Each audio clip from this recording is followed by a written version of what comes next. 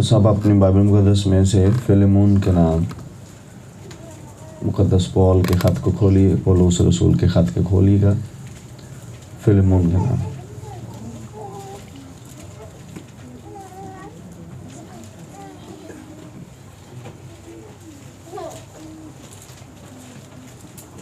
अब बाइबल नहीं है आपके पास तो ये परेशानी की बात है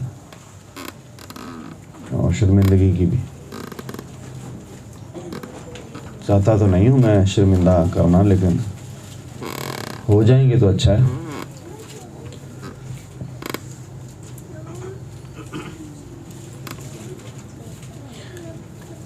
फिलेमोन के नाम मुक़द्दस पौल के ख़त को देखते हैं। आज तालीमी बात करेंगे। आज आपको शायद आदत नहीं है इस तरह के सरमन सुनने की, लेकिन आज थोड़ा सा तालीमी सेशंस को लेते हैं। ये ख़त ओबियसली ऊपर टाइटल लिखा है, फिलेमोन के नाम है। फिलेमोन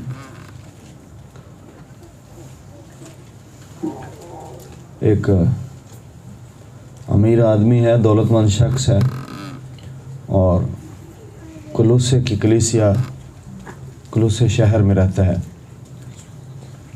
और इसके घर का भी एक चर्च है, घर की एक कलीसिया है जहाँ इसके घर में लोग इकट्ठे हुआ करते हैं, जमा होते हैं। फिलेमोन बिलीव किया जाता है कि पौल ही की खिदमत का नतीजा है, पौल ही का स्पिरिचुअल फ्रूट है, उसका ही स्पिरिचुअल सन है।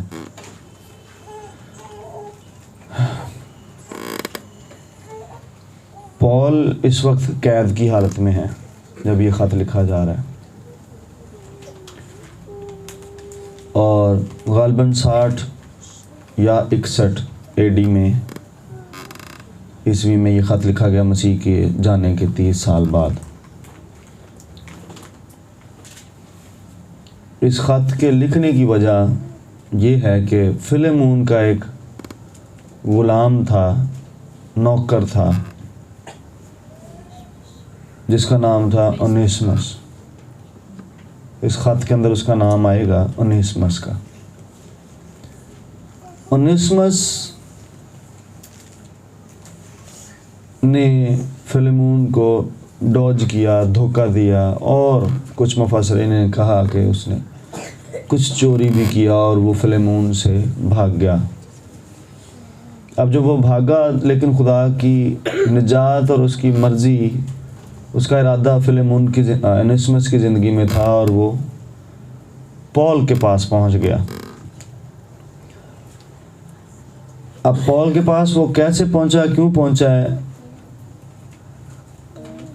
ये तो खुदा ही की मर्ज़ी लगती है, या इसे मालूम है कि फिलेमोन की ज़िंदगी में पौल का एक अहम रोल है और पौल मेरी शिफात कर सकता है, मेरी बात को पहुंचा सकता है, मेरी बात को सुन सकता है और फिलेमोन से रिक्वेस्ट कर सकता है कि मुझे स्पेयर करे। अब सुने कल्चर क्या था। कल्चर ये था कि जिसका कोई ग़ुलाम होता था, यानी मालिक जो था, वो उसे पनिश कर सकता था, जज के पास ले जाकर उसे पनिश दिलवा सकता था और पर्सनली भी कर सकता था। कल्चर को काटने के लिए ये लेटर लिखा गया। ध्यान से सुने, अगर आप मुझसे इसकी समरी पूछें तो कल्चर उस टाइम का जो प्रिवेल कर रहा था वो ये था, गुलामों का और मालिकों का, नौकरों का और मालिकों का, उस टाइम यही था। और पूरा राइट होता था मालिक के पास कि वो गुलाम को किस तरह से पनिश करे। और फिर अगर जज के पास बड़ा भी कोई दयानतदार होता था, वो जज के साथ जाकर डिस्कस करके तो पनिश करवाता था। अब पौल ने ये लेटर लिखा है और बाइबल में भी इसलिए शामिल हो गया। याद रखिए, और बहुत सारी लिखाइयाँ मौजूद थी, खतूत मौजूद थे, जिनमें से ये उठाया गया और लिखा गया। अभी भी ये ख़त उन अदवार के लिखे हुए खतूत में से बड़ा ख़त है। ये आपको लग रहा है ये छोटा है, छोटे लिखे जाते थे तब, क्योंकि इतनी राइटिंग लिखने के लिए भी उन्हें अच्छी खासी मशक्क़त करनी पड़ती थी, पैसा लगाना पड़ता था, और तब ये ईमेल्स नहीं होती थी, एसएमएस एमएमएस नहीं होते थे, तो ये ले जाना बाय हैंड और फिर उसको उनको पन्नों पर लिखना या लेदर पर लिखना, ये एक्सपेंसिव काम होता था और इसमें राइटिंग करने वाला भी इन्वॉल्व होता था जिसने लिखना होता था। तो ख़त छोटे लिखे जाते थे, ये बड़े नहीं थे लिखे जाते। बाइबल में जो शामिल हैं ये कुछ बड़े हैं, बल्कि बहुत बड़े हैं। इवन फिलेमोन का ख़त भी अपनी दानिश में एक बड़ा ख़त है, हालांकि बाइबल में दूसरे खतूत के मुकाबले में ये छोटा ख़त है, लेकिन इससे भी छोटे मौजूद थे। और अब ध्यान से सुने, ये ख़त लिखा गया पॉल की तरफ से, बुजुर्ग पॉल की तरफ से, और ये एड्रेस किया गया इस सारे मैटर में फिलेमोन को और ओनेसिमस को और एक दो और मामलात को भी, जैसे जैसे पढ़ेंगे आपको बताऊंगा मैं। इस ओनेसिमस का सुने कि ये जब इस सारे प्रोसेस में से गुजर जाता है, चोरी कर ली, नाफरमानी कर ली, भाग आया, माफ़ कर दिया गया, बहाल कर दिया गया, सब कुछ हो गया, तो ये ओनेसिमस इफिसस में कलीसिया का बिशप हो जाता है बाद में। और इसके सबूत आगे चलकर इग्नेशियस के खतूत में मिलते हैं, और वो भी राइटिंग्स पढ़ी हुई हैं। खैर खतूत बहुत सारे हैं, अभी वो जो पढ़ने वाले लोग हैं उनके पास टाइम होता है, वो पढ़ते रहते हैं। चर्च में मैं नहीं, वो क्योंकि वो एक्स्ट्रा बिब्लिकल राइटिंग्स हो जाती हैं जो बाइबल से हट कर तवारीख की किताबें गिनी जाती हैं, तारीख की किताबें गिनी जाती हैं, हिस्टोरिकल या एंशिएंट राइटिंग्स उनको कहा जाता है, तो वो पढ़ने के लिए थोड़ा टाइम चाहिए होता है। लेकिन ये प्रूवन है ये बात कि यही वाला जिसको मुआफ़ किया गया ओनेसिमस को, ये बाद में इफिसस का एक बिशप कहलाया और अच्छी खासी खिदमत इसने की। तो आपको इसकी ज़िंदगी में एक बड़ा एक अहम खुदा का बुलावा नज़र आता है। कहाँ नौकर है, कहाँ ये ग़ुलाम है, कहाँ इससे गलती होती है और फिर ये मुआफ़ किया जाता है, और कहाँ जाकर ये सेटल होता है और खुदा इसको किस तरह से यूज़। बिशप का रुतबा छोटा नहीं होता, चर्चिज़ इंतज़ामात उसके नीचे होते हैं। और है क्या था? ग़ुलाम, नौकर था, जिसके ऊपर रिस्पॉन्सिबिलिटीज़ होती हैं और अपनी ज़िंदगी का भी कंट्रोल उसके पास नहीं होता। अब ये ख़त लिखा गया रोम में से या इफिसस में से, इस पर अभी तक कोई मुत्तफ़िक राय नहीं है। दो जगह पौलुस कैद हुए हैं, इफिसस में भी हुए हैं और रोम में भी हुए हैं, और ज़्यादातर रोम ही माना जाता है कि रोम ही से ये ख़त लिखा गया है। लेकिन कुछ मुफस्सिरीन कहते हैं कि नहीं, उसे अभी भी अपने रिहा होने की उम्मीद थी, तो रोम से तो नहीं होनी थी, इफिसस से हो सकती थी। बहरहाल जहाँ पर भी थे ये कैद की हालत में लिखा हुआ ख़त है। ओके जी, हम आगे चलते जाएंगे। मैं थोड़ा सा हिस्टोरिकल इसलिए आपको बता रहा हूँ ताकि आपको पता चले कि एक्चुअली बैकग्राउंड क्या। मैं कल्चर की बात कर रहा था कि कल्चरल मामलात को पॉल ने काटा है इस ख़त के वसीले से। चर्च को बुलाया ही इसलिए गया कि वो कल्चर्स को काटे। ध्यान से सुने, जिस भी कल्चर में आप रहते हैं उसको काटना आपकी जिम्मेदारी है, चर्च की जिम्मेदारी है। उस कल्चर को चेंज करना, मिसाल के तौर पर मैं तो जिक्र करता जावांगा मेहदी का व्याहां ते, ये कल्चर है हमारा इस खित्ते का, इंडो पाक का, इंडियन और पाकिस्तानी कलीसिया का बन गया हुआ। उधरों आ गया, वड़ गया चर्च से भी, तो मजबूर किया जाता पास्टर नूं भी उस मीटिंग ते बुला के करनी मेहदी है, परातां ऊंजी आउणगियां, सारा कुछ आएगा, उन्होंने रंग भी दिता जाएगा, जनाब इबादत होने रही है, लेकिन सब कुछ उंजदा ही होएगा। नथिंग फ्रॉम बाइबल, बट उसको इम्पोज किया गया चर्च के ऊपर। और यहाँ पर किसी शख्स को आवाज़ उठाने की ज़रूरत है, लेकिन शख्स कैसे आवाज़ उठाएं? जो चेयरमैन है मिनिस्ट्रीज़ के, वो खुद अपनी मेहदियाँ करते फिरते हैं, वो अपने बच्चों की भी मेहदियाँ करते हैं। So who will raise voice against such cultures? ये तो मैंने एक बात बोली है, ये तो मैंने सिर्फ एक बात बोली है। अब आप अपने कल्चर में ढूंढें कौन कौन सी बातें ऐसी हैं जिनको अभी काउंटर करना चर्च की जिम्मेदारी में बाकी है, और लोग डरते आवाज़ नहीं उठाते, और ये चर्च की रिस्पॉन्सिबिलिटी है। अब मैंने बोला कल्चर ये था कि मालिक के पास अथॉरिटी है कि वो गुलाम को पनिश करे और पनिश करवाए हुकूमती सतह पर भी, और उससे निकलवाए सब कुछ जो कुछ उसने देना है। लेकिन पॉल आया, ऊपर आया है, कल्चर से ऊपर आया। हालेलुया। चर्च अपनी रिस्पॉन्सिबिलिटी को जाने, बायकॉट करें चीज़ों का जो कल्चर बन गए हुए हैं ना। और ये साडा कल्चर है। What culture? केड़ा culture? Do you know you Bible? पता तुहानू कलाम च की लिखा है? लिखा है कलाम में तो कल्चर बना ले, नहीं है दुआ क्यों नहीं तुहाडा कल्चर बन जाता? हाँ, अतवार नूं रैगूलर हो जाना तुहाडा कल्चर क्यों नहीं बन जाता? वो तो नीसण बाज आंदे। कल्चर ऐसे बन गए ने जेड़े क्रिसमस ते चलो नवे कपड़े पाना भी कल्चर है। मिसाल दे रहा हूँ, पहनना गुनाह नहीं है लेकिन कल्चर तो बन गया ना, बन ही गया ना। कई तो ਚੱਜ ਦੀ कलीसिया चो निकल के तो उस कलीसिया चले जाते जिथे पादरी पैसे मांगते हैं कल्चर के बाउंड होकर। फिर एक कल्चर वड्डे गिरजे का, I am not against them. जद्दी पुश्ती जाना ही उत्थे वड्डे गिरजे, I am not against them, जाओ जाएं जाएं जरूर जाएं, but think about your future destiny कि किधर नूं जाण दे। कल्चर है जी साढ़े पिंड च। सुने, फिलेमोन कहाँ रहता है? ये कलूसे में है।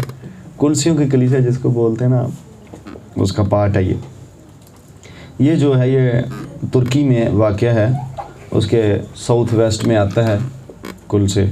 अगर आप तुर्की का नक्शा खोलेंगे तो आपको मिल जाएगा उसके मगरिब में और जनूब में। हाँ, अब इस ख़त को पढ़ना शुरू करेंगे ताकि आपको थोड़ा सा बैकग्राउंड का पता चल गया है, अब आप आगे इसको समझ सकेंगे। ख़त को खोलिए और पढ़ना शुरू कीजिए। मैं पढ़े देता हूँ। पौलुस की तरफ से जो मसीह यीशु का कैदी है और भाई तीमुथियुस की तरफ से, आप ध्यान से सुने। इंट्रोडक्शन में उसे मेंशन कर दिया कि तीमुथियुस भी इस खत के अंदर कुछ बातें कहेगा, कह रहा है, या उसका भी कॉन्सेंट शामिल है। जो लिखा जा रहा है, जिनकी तरफ से जा रहा है, ये लेटर उनके नाम बीच में आ गए हैं। और हो सकता है कुछ बातें, कुछ रजामंदियाँ इसमें तीमुथियुस की भी हों। अब तीमुथियुस को उसने भाई बोला है। इब्तदाई कलीसिया में भाई कहा जाता था और माना भी जाता था जो मसीह में आ जाते थे। लेकिन आपको भूले मत कि तीमुथियुस भी इसका रूहानी फर्जंद है। जब वो तीमुथियुस को ख़त लिखेगा उसके नाम से, तो फिर वो तीमुथियुस को अपना फर्जंद कहेगा। ओके। अपने अजीज़ और हम खिदमत फिलेमोन और बहन अफिया और अपने सिपा और अपने हम सिपा यानी हम खिदमत या सोल्जर, इसने इसका वर्ड यूज़ किया, सोल्जर।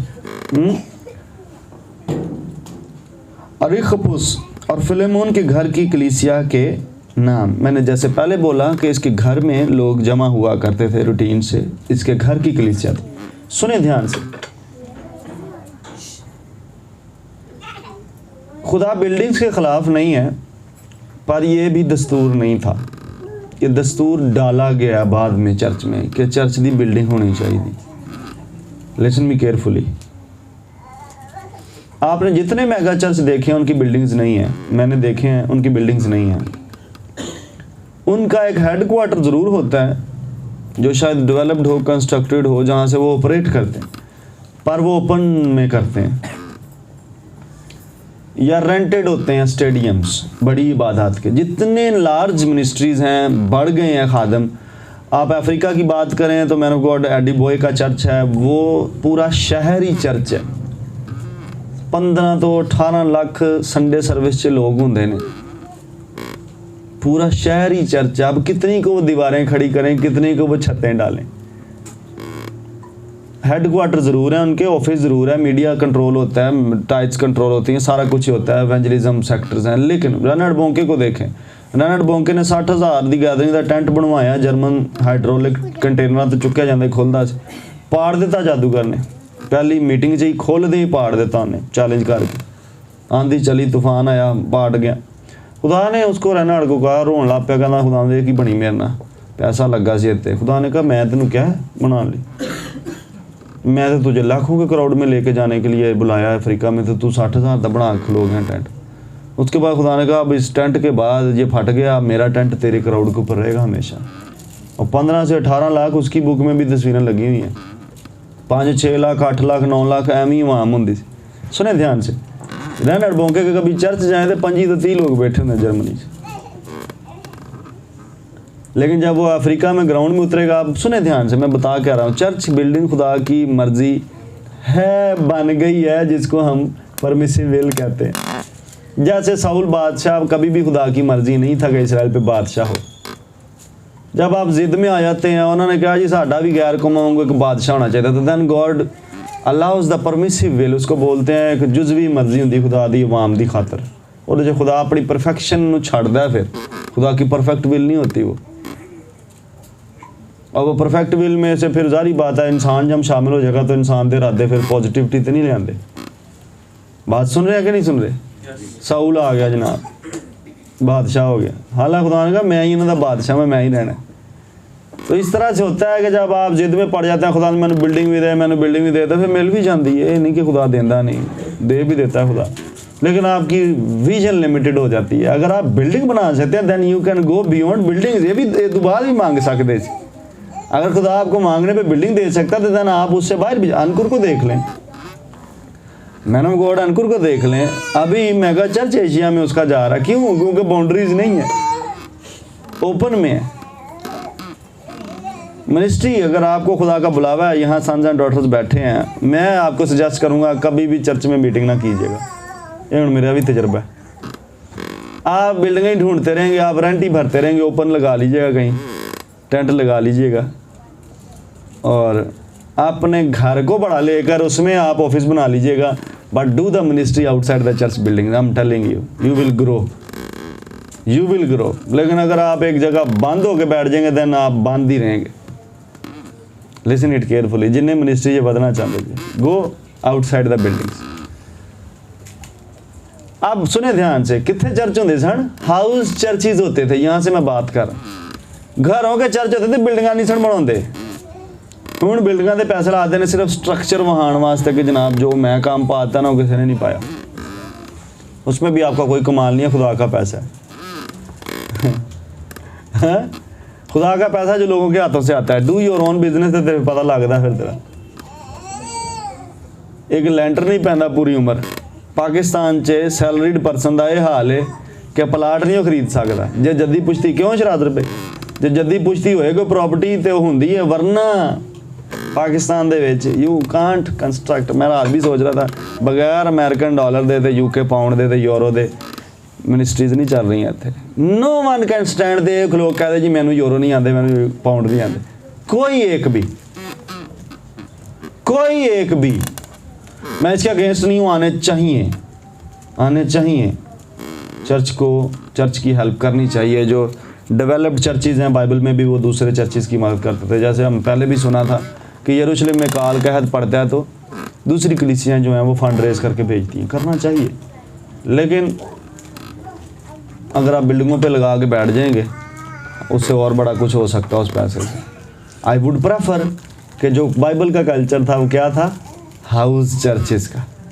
और अगर आपको मैं बताऊं मैन ऑफ गॉड डेविड योंगचुंग का, तो उनका सेल ग्रुप्स पे फोकस था। एक की शहर जे 500 चर्च सन होते। चर्च वो किनको कहते थे? सेल्स को कहते थे। दुनिया जो सब ना चर्च होते हैं, सेल छोटे नहीं होते, इतने इतने सेल मेंबर्स ही उनके होते, इससे भी ज़्यादा। ओके, सो हाउस चर्चेस पर फोकस करें कभी भी। उसमें ये होगा कि घूमते अगर बंद भी करेंगी तो आप घर में तो बैठे हैं, आप अपने घर में तो बात कर रहे हैं। Hallelujah, hallelujah. खैर आगे चलते हैं। आगे इस बात पर मैंने ज़्यादा टाइम ले लिया। फजल और इत्मीनान हमारे बाप खुदा और खुदा यीशु मसीह की तरफ से तुम्हें हासिल होता रहे। मैं तेरी उस मोहब्बत का और ईमान का हाल सुनकर जो सब मुकद्दसों के साथ और खुदावंद यीशु पर है, हमेशा अपने खुदा का शुक्र करता हूँ और अपनी दुआओं में तुझे याद करता हूँ, ताकि तेरे ईमान की शराकत। अब ध्यान से सुने, ये रिस्पॉन्सिबिलिटी है। छठी आयत, रिस्पॉन्सिबिलिटी आप सबों की। आप सुने ध्यान से, ये ख़त शामिल कैसे हो गया है बहुत सारे खतूत में से, ये कैनन में कैसे आ गया है ये भी खुदा का एक राज है। मैंने बोला बहुत सारे खतूत और भी हैं, पर ये कैसे? क्योंकि ये पर्सनल खत है, पर्सनल खतूत। कलीसियाओं को तो चलो माना लिखे जाते थे, पर पर्सनल खत बाइबल में कैसे शामिल हो गया? ये एक राज है खुदा का, कैसे कैनन कर दिया गया इसे? तो इसमें से जाहिर बात है खुदा कुछ सिखाना चाहता कलीसिया को। बहुत सारे ऐसे खादमीन हैं जो ये कहकर आपको इस खत से जान छुड़वा देंगे, जनाब ये कलीसिया को नहीं लिखा गया, ये पर्सनल लिखा गया, इसलिए कलीसिया में इनकी इस तालीमात को राइज करना ज़रूरी नहीं है। मैंने ऐसे भी लोगों को सुना है कि जनाब ये कलीसिया को एड्रेस नहीं किया गया, ये कलीसिया का मसला नहीं था, ये शख्सी मसला था, इसलिए ये इसको कलीसिया के ऊपर राज करना, इसको लागू करना जायज़ नहीं है। It's a wrong thing. तो बाइबल जे नूं पा लेना जायज़ सी। So don't listen to इंज दे लोगों नूं और भज्जो उन्हां दे कोलों। I'm telling you, जब आपके पास एक बात पहुंची है और इसको आपने कह दिया जी, आजकल कमेंट्री इंज होंदियां जी, दुपट्टे की गल आई, औरत का सिर ढकना, वो जो करंथियों की कलीसिया नूं लिखिया सी,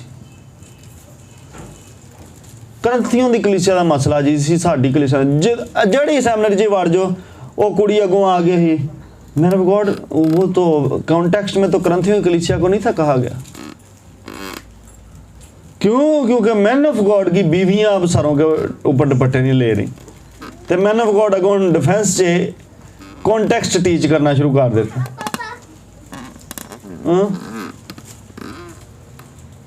कॉन्टेक्स्ट, उन्हें कहा जी, पतरस ने कहा जी सोना नहीं पाना, ताड़े बाल गुंदे ना होन। ये तो करंथियों कलीसिया का नहीं थे, पौलुस ने कहा, पतरस ने तो आम खादा लिखे है।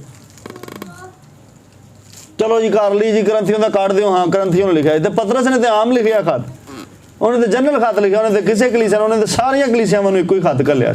हुण कित्थे जाओगे? लेकिन नहीं, जो दुनिया करन डी वो करना है असां, उस तो बगैर साढ़े कोल चले नहीं जांदा। इसलिए हुण सानूं दफा दे विच कॉन्टेक्स्ट दसना जरूरी है जनाब। वो तो कॉन्टेक्स्ट ही नहीं गा साडा, साडी कलीसिया दा नहीं गा। जो इसमाइल ने जो स्कर्ट पाया तो जनाब पाजी साहब जो इसमाइल ने क्यों स्कर्ट पाया, जाके उन्होंने पूछ ला, टिकट लै खर्च तो जा उन्होंने पूछ, मैनू की पूछना। मेरे को तो कलाम है वो तो यही लिखा कि पूरे कपड़े 1000 पाए। जो इसमाइल ने नहीं पाए तो तू जा उत्थे उहदे को पूछना, तो जे नहीं जाना, नहीं पैसे इन्हें खर्चने, तो बाइबल पढ़ ला। जो इसमाइल जाने खुदा नूं जवाब देना उन्हें जाके देगी। अपने कल्चर की बाउंड है, वो भी तो बाउंड रहे, नहीं बाइबल का कल्चर उन्होंने रास आंदा ते। हाँ मेरी बात सुन रहे कि नहीं सुन रहे? सो हुण उठ के कह दे जी हुण ए जी ये कॉन्टेक्स्ट अमेरिकन चर्च का। क्यों अमेरिकन चर्च का? कल्चर के अगेंस्ट ये लेटर लिखा गया। फिर सुने ध्यान से, ओके? ये लेटर कल्चर के ऑफिशियल कल्चर के अगेंस्ट बोलेगा। अब आगे चलते हैं। कहता ताकि तेरे ईमान की शराकत तुम्हारी हर खूबी की पहचान में। अब ध्यान से सुनिए, रिस्पॉन्सिबिलिटी मैं बोल रहा था आप सबों की। अगर आपका ईमान है, अगर आप ईमानदार कहलवाते हैं, तो फिर आप पे एक रिस्पॉन्सिबिलिटी है। क्या? तुम्हारी हर खूबी की पहचान में मसीह के वास्ते मुयस्सर हो। ऐसे ईमान का क्या फायदा जिससे कलीसिया को कोई फायदा ही कोई नहीं हो, बादशाही में कोई फायदा ही कोई नहीं आपके ईमान का। की फायदा ऐसे ईमान? और जी मेरा तो ईमान नहीं है कि दुपट्टा ना लेने से कुछ। यार आपके ईमान से फायदा क्या हो रहा है? केड़ी गाल ते तू ईमान रखे, क्या फायदा हो? मौसर कहाँ से है आप?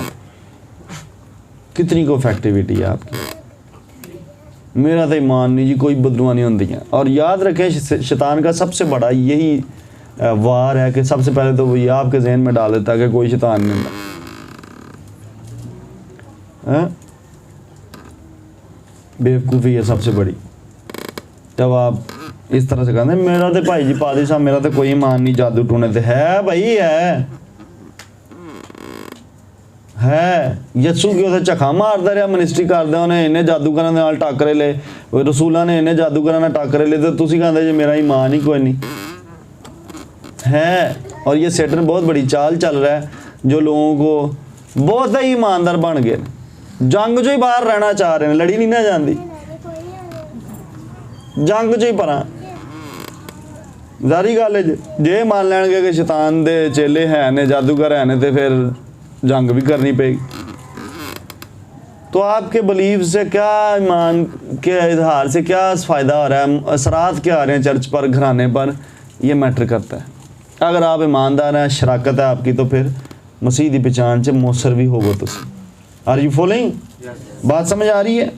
कहता है क्योंकि ए भाई मुझे तेरी मोहब्बत से बहुत खुशी और तसल्ली हुई। ये मैनिफेस्टेशन है मोहब्बत की। कह लें कि मोहब्बत का एक और फल है जो करंथी ख़त में शायद आपको ना मिले, कि अगर आपके अंदर मोहब्बत है तो वो किसी को तसल्ली मिले, अगर आपके अंदर लव है तो किसी को खुशी मिले। ओके, ऐसी मोहब्बत जो छिपी है, उससे लिखा हुआ है कि छिपी मोहब्बत से खुली मुलामत। इंज दी मोहब्बत रहन दिओ जिहड़ी तुसीं मेरे नाल करदे जे, जिहड़ी मैनूं पहुंचण ही नहीं दई। हैं फाजी साहब, असीं तुहाडे नाल बड़ा प्यार करने। ऐसी मोहब्बत एक दूसरे से मत करें। चलो मैनूं छाड़ दो फिलहाल। एक दूसरे से भी ऐसी मोहब्बत ना करें जिहदा कोई असर किसी ते नहीं होण दिया। इफ़ यू लव तो अगले नूं खुशी पहुंचे, ही लव्ड मी, इन्हें मेरे नाल प्यार किया और उसको तसल्ली मिले। हालेलुया। ये फल आना चाहिए आपके, ये मोहब्बत का टेस्ट आना चाहिए आपकी मोहब्बत में से। वरना खुली मलामत कर दे, कोई नहीं करता मैं तेरे नाल प्यार, ताकि उन्होंने पता तो है ना मेरा हाथ ये बारे च नहीं सोंदे सोचना कि अरे मेरे नाल प्यार करता कि नहीं करता यार, चर्च ते एको ही जाइदा। हाँ, आपने ये नहीं सोचना। आगे चलें। कि कहना मेरा दिल और तेरे सबब से मुकद्दसों का दिल, ओए होए, मुकद्दसों के दिल भी ताज़ा होंदे ने। लव डिमोन्स्ट्रेशन किसकी है? फिलेमोन की। फिलेमोन दे लव दी डिमोन्स्ट्रेशन चेक करो। सो ये अमीर है, भूले ना, इसके पास पैसा है और सारे मुकद्दसों को ये ताज़ा कर देता। हालेलुया। जिन्ने भी उन्होंने टक्करदे होने ने, जिन्ने भी उहदे घर आंदे होने ने, उन्होंने रजाउंदा होना है, उन्हों की खातर तवाज़ा नौकर उहदे कोल है सन, उन्होंने दिल करे पैर धुपदे होण जनाब। पूरा केड़ा क्योर हुंदा है? पैडी क्योर हुंदा है? नहीं, वो पैरां वाला सिर्फ का पैडी उन्होंने आंदे ने, ते वो पूरा हुंदा वे, मरम रंग लांदे होण, दिल करे परफ्यूम लगदा, पता नहीं की हुंदा है। लेकिन थिंक अबाउट के मुकद्दसां दे दिल खुश हो जाते हैं, शाद हो जाते। कुछ फैमिलीज इतना प्यार करती हैं कि वाकई हफ्ते की पूरी थकावट उतर जाती है। और निस्मस के नाम अब बातें शुरू होने लगी। बस अगरचे मुझे मसीह में बड़ी दिलेरी है, दिलेरी तो है कि तुझे मुनासिब हुक्म दूँ। सुने वो ये क्यों कह रहा है भला? उसको कहता मुझे बोलने से है, मेरे अंदर अथॉरिटी है। उसकी वजह यह है कि मैंने पहले जैसे बोला कि फिलेमोन कंसीडर किया जाता है कि उसका ही स्पिरिचुअल सन है, उसकी खिदमत का फल है। और आगे चलकर वो एक बात बड़ी अहम करेगा, वो मैं जब आएगी फिर बात बताऊंगा। कहना कि तो तेरे ते मेरे बड़ा कर्ज है जे, तू मेरे जे बड़े देने ने। आगे चल के वो फिलेमोन को कहेगा। खैर सुने, कहना मैं हुक्म तो तेनू दे सकना क्योंकि मेरी ये रैंक्स बने हैं तुझसे, लेकिन फिर भी कहता है मगर मुझे ये ज़्यादा पसंद है कि मैं बूढ़ा पौलुस बल्कि इस वक्त मसीह यसू का कैदी भी होकर मोहब्बत की राह से इल्तमास करूं। सो दो रैंक्स उसने बोले, एक उम्र का बोल दिया और एक स्पिरिचुअल रैंक बोल दिया। एक उसने बोला कि मैं बूढ़ा हूं, अगर मैं उस रूह से भी आऊं तो शरीयत के मुताबिक मेरे बाल सफ़ेद हैं और तुझे मेरी बात सुननी है, उबे करना है। और अगर मैं इस रूह से भी आऊँ, इस डायमेंशन से भी बोलूँ कि मैं स्पिरिचुअली अब कितना प्रमोट हो चुका हूँ, तो वो कहता मैं मसीह का कैद हो चुका हूँ, वो वजह ना मैं कैद च हाँ। तू आज़ाद है पर मैं हूँ इस टाइम प्रिजन च है। तो ये मेरा स्पिरिचुअल रैंक है मसीह की खातर, ये भी उसके क्रेडिट्स में बात आ रही है, ये भी उसके क्रेडिट्स में बात शामिल है। उनकी आखिर आज भाई ओदे क्रेडेंशियल्स से गल, उसके क्रेडेंशियल्स में ये बात आ जाएगी। आज पादरियां दी क्रेडेंशियल्स की ने? प्रोफेसर, डॉक्टर, रेवरेंड और क्या होंगे? बिशप। और नहीं रिटायर्ड तो होंगे ही ने, ताई तो ये सारा कुछ लिखने वाले चले जाते हैं। और हाँ पास्चर भी एक बंदे लिखा यार, हद नहीं होगी यार सर। अच्छा, और भी कुछ होंगे ने मरहूम वो एंड ते हुंदा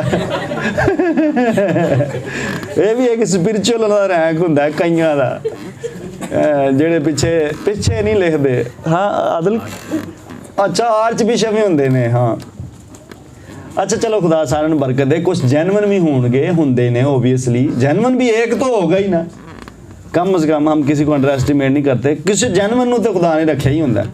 लेकिन ये सारा कुछ आज बयान ना अच्छा नहीं ये तो हो गए ना पिछे ਜਿਹੜੇ ਲੱਗਦੇ ਨੇ ਉਹਨੂੰ ਕੀ ਆਂਦੇ ਨੇ सब टाइटल्स ਹੁੰਦੇ ਨੇ। ਉਸ ਤੋਂ ਬਾਅਦ ਹੁੰਦੇ ਨੇ ਉਹਨਾਂ ਦੇ ਡਿਗਰੀਆਂ, ਉਹ ਫਿਰ ਨਾਂ ਦੇ ਬਾਅਦ ਸ਼ੁਰੂ ਹੁੰਦੀਆਂ ਨੇ। हाँ प्रीफिक्स और पोस्ट फिक्स इनको थैंक यू सो मच। तो फिर बाद च डिग्रियां लिखते हैं डी डिव MTH फलाना ढंगाना ते नाल LHB फिर वाली रह जाती वो भी लिख दिया करना ओए होए। लेकिन इसने क्या क्रेडेंशियल बोला अपना, मैं इस पर बात कर रहा हूँ। क्या क्रेडेंशियल बोला? हाय हाय हाय हाय कहता एक मेरी उम्र का लिहाज तो दूसरा मेरी मिनिस्ट्री का लिहाज कर मैं कित्थे पहुँच गया। अब ये नहीं कोई उठ के कह सकता अज के दौर च बहुत मुश्किल कि मैं मसीह की खातर दुख सहे ने, मैं सीनियर हाँ तेरी मिनिस्ट्री दे विच ते तां तैनूं मेरी गल सुननी, तो हुण सुनदा भी कोई नहीं। जे तुसीं कहो ना मैनूं 35 साल हो गए ने मसीह दे लई दुख उठांदे आ, उन्होंने कहा तू अपने लिए उठाया करा मेरे लिए उठाया। आज कहाँ सुनते हैं लोग। जवानों अगर आप मुझे यूट्यूब पे भी सुन रहे हैं तो सीनियर्स की जो मिनिस्ट्री में कदर करें। कहता मैं तेनों मुहब्बत दी राह नाल इल्तमास करना पसंद मैनूं ये है कि मैं तेनों इल्तमास ही कर लेना, रिक्वेस्ट कर लेना। फिलेमोन हालांकि जूनियर है, डोंट कमांड। पतरस कहता मैनूं हुकूमत कर लेनी कलीसिया देती, don't command don't lead, request ही है, इल्तमास ही है।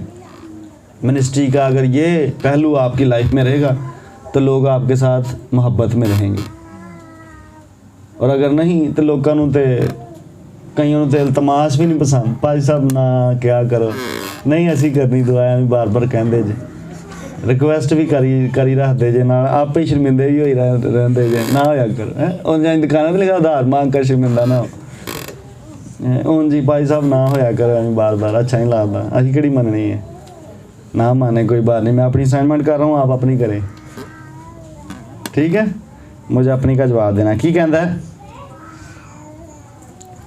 कहता है सो अपने फर्जंद निस्मस की बाबत, अब उसने उसको भी स्पिरिचुअल सन बोला है। ओके अच्छा कई खादम ने ਜਿਹੜੇ कमेंटरियां पढ़ते हैं तो कमेंटरियां दे विच भी उन्होंने इनू स्पिरिचुअल सन ते स्पिरिचुअल फादर ही लिखा है। मिसाल के तौर पर बड़े जितने कमेंटेटर्स हैं मैं एक का नाम लेता, गिल की कमेंट्री बहुत पढ़ी जाती है और बहुत सारे हैं, स्कोफील्ड हैं और इसी तरह से मैथ्यू हेनरी को बड़ा लोग पढ़ते हैं। उन्होंने भी इस चीज़ को माना हुआ है कि ये स्पिरिचुअल सन और स्पिरिचुअल फादरहुड का रेवलेशन था और पॉल को सबसे ज़्यादा था इसलिए ये ज़्यादा लिखता था। तो कमेंट्रियाँ पढ़ के ना बाकी गल्लां सारियां सुनाई जाएंगे, ये वाली विचों छड्ड देंगे क्योंकि ये पसंद नहीं है उनको।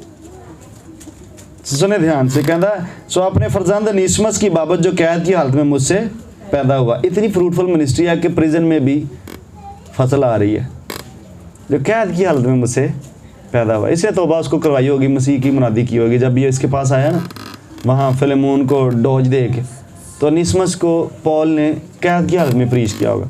अब सुने ध्यान से, कैद इसकी हाउस अरेस्ट सुना हुआ अपने लफ्ज़, हाउस अरेस्ट वो वाली कैद थी, नज़रबंदी जिसको बोलते हैं, मिलिट्री टर्म है हाउस अरेस्ट।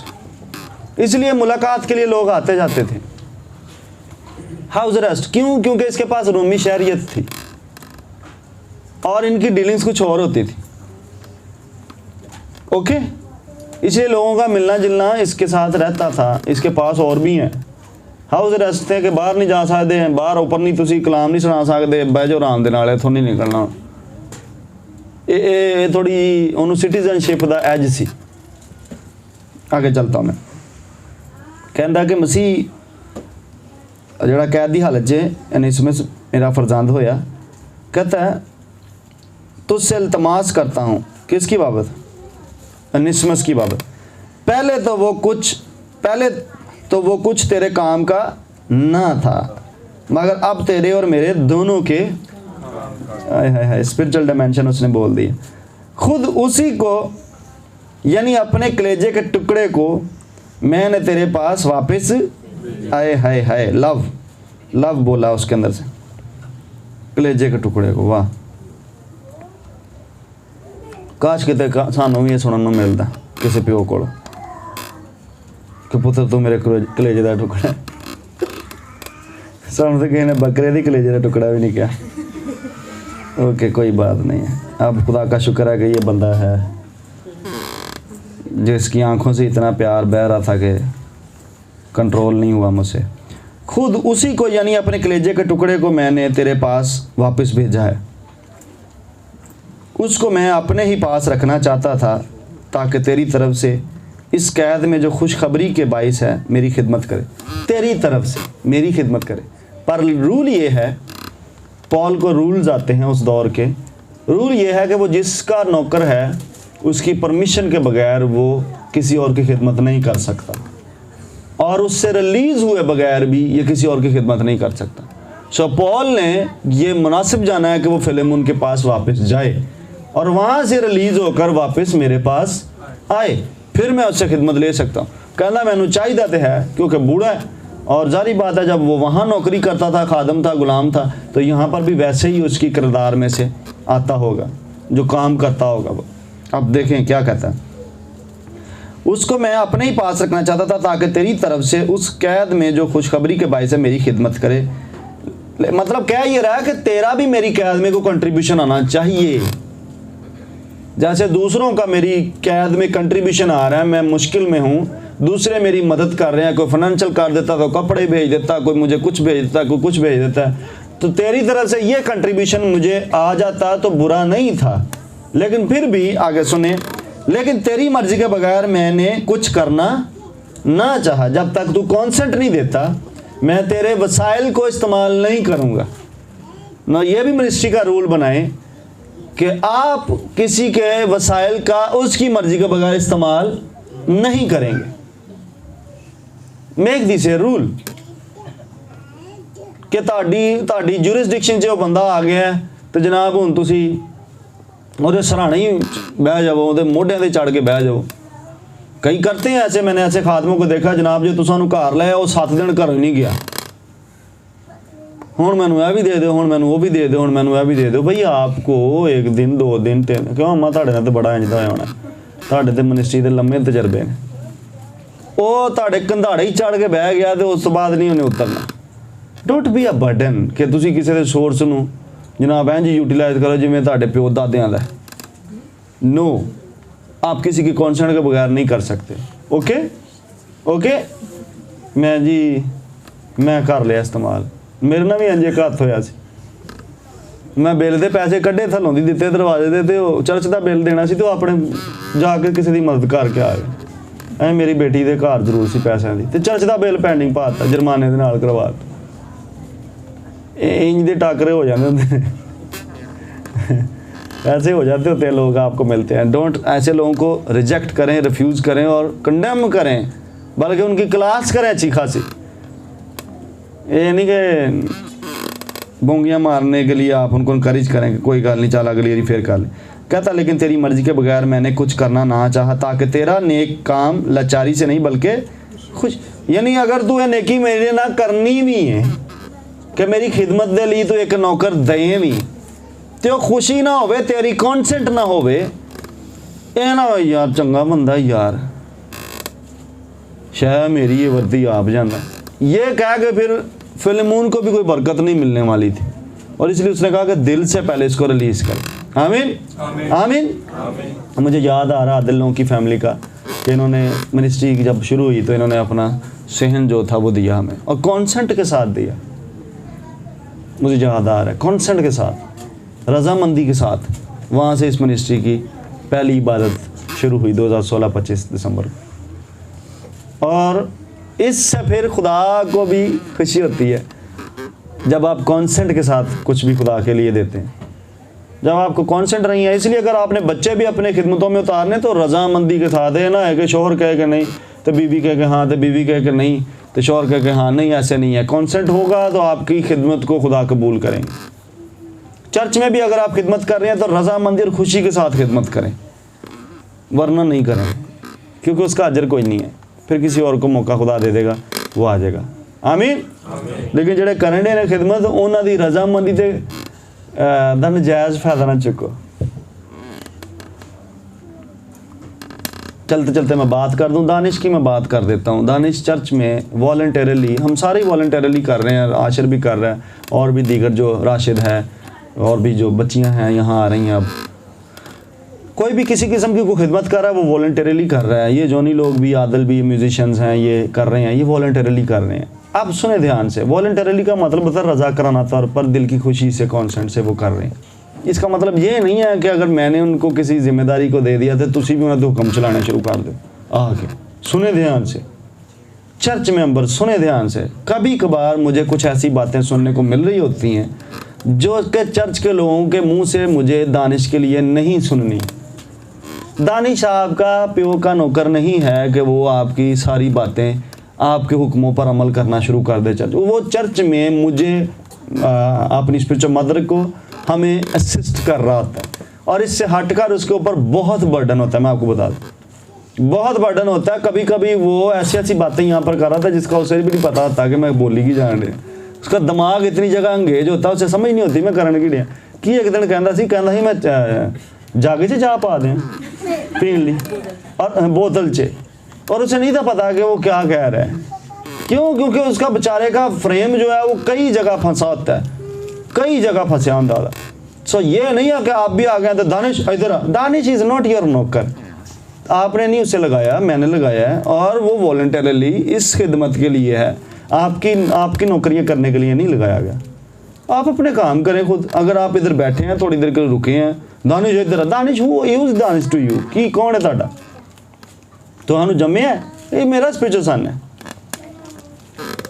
हाँ, और मुझे उसकी पेन होती है कि नहीं यार वो ज़्यादा बियॉन्ड जा रहा है। आशर है, आशर अब लीडर में भी है, लीडर वो चर्च में है, और उसको लीडर के तौर पे कंसीडर करें। ये बाकी भी सुन लें।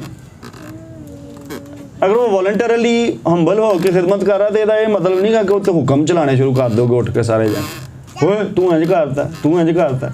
एक दिन मैं वेख्या वो बेचारे ने स्प्रे चेक किया, स्प्रे थोड़ा जिहा मूँह ते हो गया, तो जनाब मेरे सामने की गल है, वो तो ला पानी हो गई वो बेचारे दी। तुम देता नहीं, अन्ना हो गया, है कोई गल करना।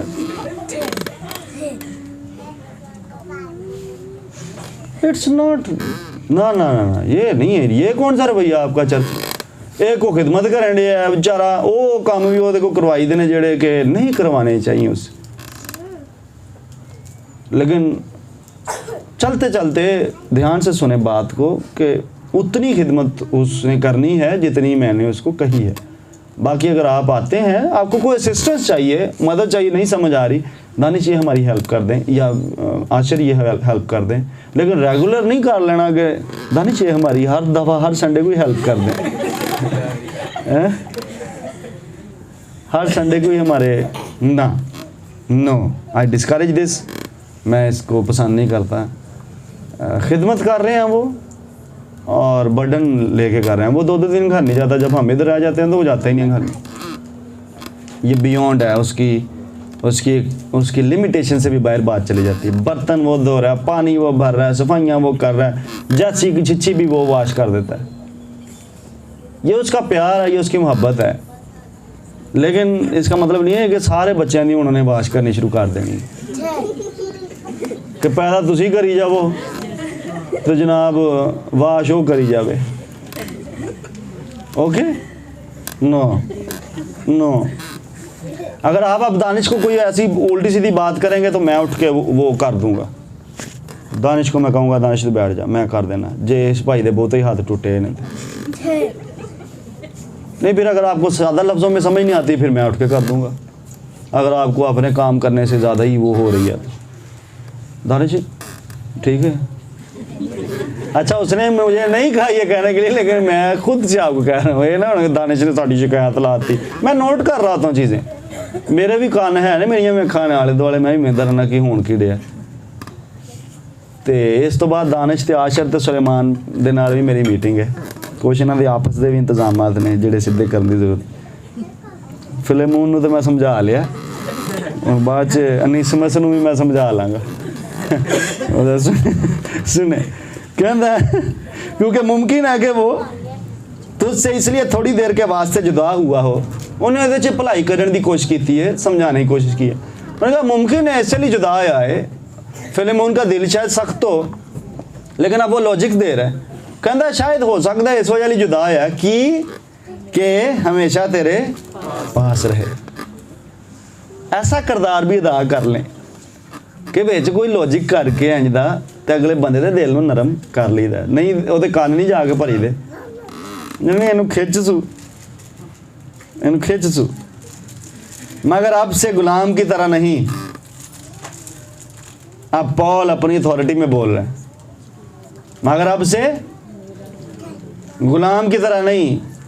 सुने ध्यान से, अब सबको ले लें, दानिश राशिद कोई भी, अब से गुलाम की तरह नहीं, नौकर की तरह नहीं इनको ट्रीट करना आपने किसी को भी, बल्कि कैसे, बल्कि गुलाम से बेहतर होकर, यानी ऐसे भाई की तरह रहे जो जिस्म में भी और खुदावंद में भी मेरा नहायत अजीज हो।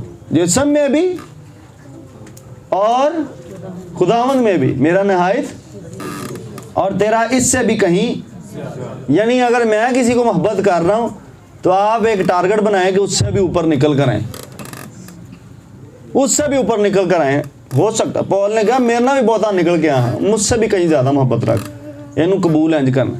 ये नहीं कि पॉल पीक पर कर रहा होगा, पॉल ने कैपेसिटी छोड़ी है, उसने दिखाई है कि मेरे तो भी उत्ते तू आ सकने। शायद पॉल को बहुत जगह लव डिस्ट्रीब्यूट करना पड़ता अपना, इसलिए वो कह रहा है कि जड़ी को कैपेसिटी रह जाती, कोई कमी रह जाती तो उन्होंने तुसी पूरा कर दे। जब अनीसमस की बात आए तो इनू उस तो भी उत्ते इज्जत दो, प्यार दो जिन्ना मैं कभी देना वा या दे सकना वा। Are you following? इस तरह से लव करें। देख रहे हैं अगर मैं किसी से प्यार करता हूँ तो आपको उससे नफरत नहीं करनी, फिर आपको उससे भी ऊपर आना है। कल्चर को छोड़ दें, ओके। बस अगर तू मुझे शरीक जानता है तो उसे इस तरह कबूल करना जिस तरह, तो दानिश को कैसे कबूल करना आपने, कैसे? हाँ जी हाँ जी हाँ जी, अगर वो आपके घर की कुंडी खड़काए पानी पूछ लें उससे, अगर वो आया उसको ऐसे ले लें कि मैन ऑफ गॉड नबीद है। Simple is this. समझ आती कि नहीं, हजम होंगी कि नहीं, गल होंगी, सादा सी बात बोल। Don't underestimate, don't undermine my generation, he is my sun.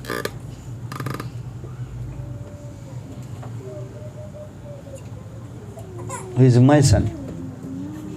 Welcome him. पूछें उसको खाना खाना है, चाय पीनी है आपने, अगर उसने कह दिया अगर है तो खिलाएं ज़रूर। And accept him like me, जंज तुसी मैनू कर दे, इससे बड़ा और क्या बोलूँ। आगे चलते हैं। और अगर उसने तेरा कुछ नुकसान किया है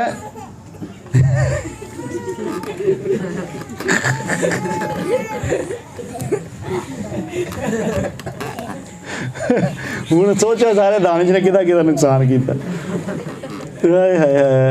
या उस पर तेरा कुछ आता है तो उसे मेरे नाम, हाय हाय हाय हाय।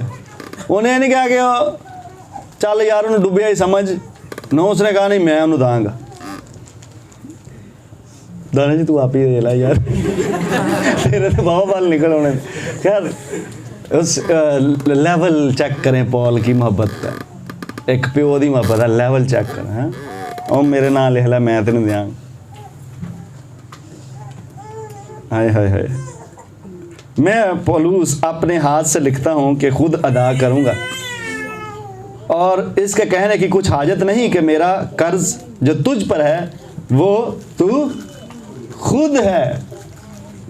यानी मेरी मिनिस्ट्री का ही तू फाल ले, तू खुद ही कर्जे, तू मेरा फाल ले। उसने बोल दिया कि यू आर माई सन।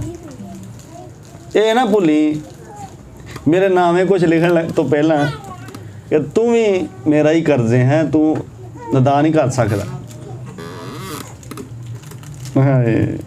सुने ध्यान से। ऐ भाई मैं चाहता हूँ कि मुझे तेरी तरफ से खुदावंद ने कुछ, उसने फिर कह दिया कि जिहड़ी मैं गल कीती है ना इहनूं ना मैनूं सुणन नूं मिले। अनीसमस नूं कबूल कर, ये कहण दिया, इहनूं माफ़ कर ते इहनूं कबूल कर, ते जे कुछ लेना देना है कल्चरल सतह ते भी तो मेरे नामे लिख लै, पर इहनूं कबूल कर, इंज जिवें इहने कुछ भी नहीं कीता। भूल जा। फॉरगिवनेस का मतलब क्या होता है? भूल जाना। हाँ, माफ़ करना नहीं, भूल जाना।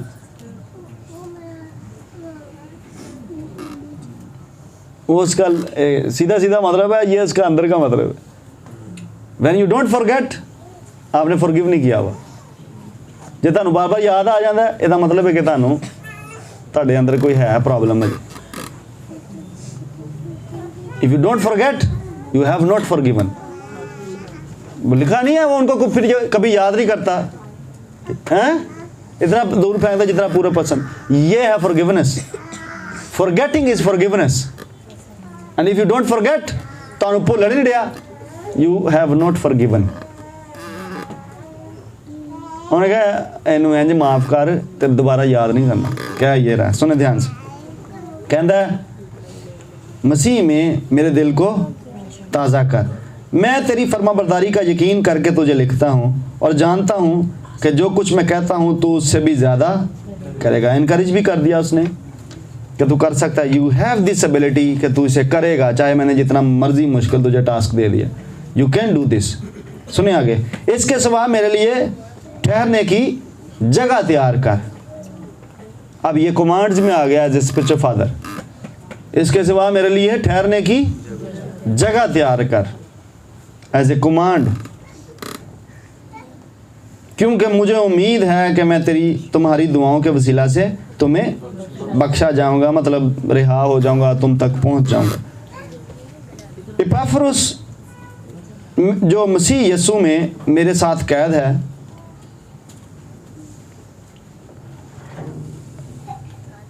और मरकस और इस्तखरस और दिमास और लूका जो मेरे हम खिदमत हैं, तुझे सलाम कहते हैं। सॉरी, इंग्लिश से पढ़िया जाना आसान है, लेकिन इंग्लिश बड़ा उर्दू से मुश्किल हो जाता है, तो उसके ज़ेर ज़बर की वजह से। हमारे खुदा यीशु मसीह का फजल तुम्हारी रूह पर होता रहे। सलाम कौन कौन कह रहा? साथ जितने भी हैं उसके उस टाइम। लूका जो है ये पॉल के बहुत साथ रहा, सारे मिशनरी सफ़र रिकॉर्ड करता रहा, सफ़र जितने थे सॉरी, और मेजर सफ़र में कैदों में लूका साथ था, और ये रिकॉर्डिंग में भी आया। अब आपने क्या सीखा इससे, इस खत से?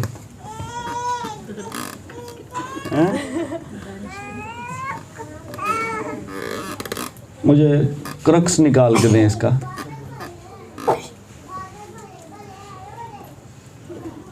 मरकजी ख्याल स्नेहा जरा लिखनी है पेपर।